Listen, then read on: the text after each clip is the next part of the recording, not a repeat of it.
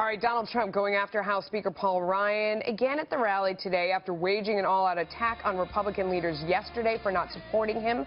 Trump calling them weak and ineffective. Today he complained the speaker could have at least congratulated him for his debate performance. This as his running mate warns that all Republicans beware the temptation of pride. This was earlier. Listen. President Reagan warned in his day, a warning that people of faith might do well to reflect on today, that we should beware the temptation to blithely declare ourselves above it all and label both sides equally at fault. Steve Hilton was a senior advisor to former British Prime Minister David Cameron. Thank you so much for joining us today. So we introduced it. He was hitting them again in that speech, but I would say, having listened to the whole thing, he turned the majority of his fire back to Hillary Clinton. When you saw Pence out there, he said, come on, you know, you can't take a step back and say both sides are bad, that you have to get involved, that you have to take a stand on one way or the other. Do you think that they're doing a decent job of trying to turn the page today? It's better than yesterday. There's that, right? There's that. Look, there's a fundamental truth, which is that united parties do better than divided ones. I hope they understand that. Yeah. And actually, if you look at the policy agenda in this election, there's so much that the GOP of all descriptions, all parts of the party can get behind. But it feels to me that there's just too much calculation going on and not enough conviction. Okay, so let me ask you as an expert, because of course, as we said in the beginning, you worked for David Cameron. I know you from around here. You're a very reasonable and charming guy. If you got in there and you tried to negotiate a peace between these two sides today, what would you say to get everyone back on track? What would you say to Donald?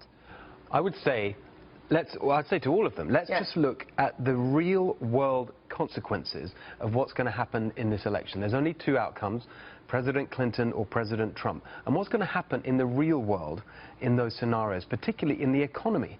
And think about the difference that would be made if you had a Republican in the White House, Republicans controlling Congress, the reform agenda, the regulatory cuts, the tax cuts, the boost to our economy, the rise in incomes and living standards. But the folks on the speaker's side would say, you know what, this guy's blowing himself up. I got to look out for myself. What do you say to them? But you've got to win to get what you want through. How good is it going to be to control the House and hang on to it if you don't have the White House? What good is that going to do? How will that help Paul Ryan implement, let's just say he's thinking about his own agenda, the policy platform he's got, the Better Way agenda. He's not going to be able to get that through President Clinton because she's got her own agenda. Mike Pence putting a voice to what a lot of people out there are feeling. When I talk to them, they say, you know what, I can't watch another debate. You know, this is killing me. I can't take it. And he said basically, you can't sit back and say, I'm above this. I'm better than this. Both of these people, both sides are at fault here. I'm going to tune out. There's too much at stake. What do you think about that? Is that true? Well, I think that, it's clearly true that there's too much at stake. I don't know. I think that they shouldn't be so far apart.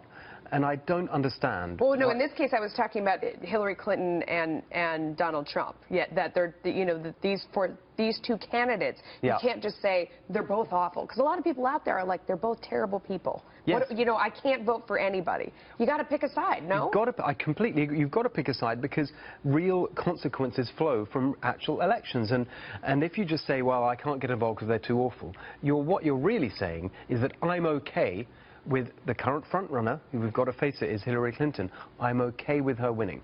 That's the consequence of not picking a side and not getting behind the Republican ticket. And I can't believe that any of the people in the GOP at any level really want that. Steve Hilton, thank you so much. Always terrific.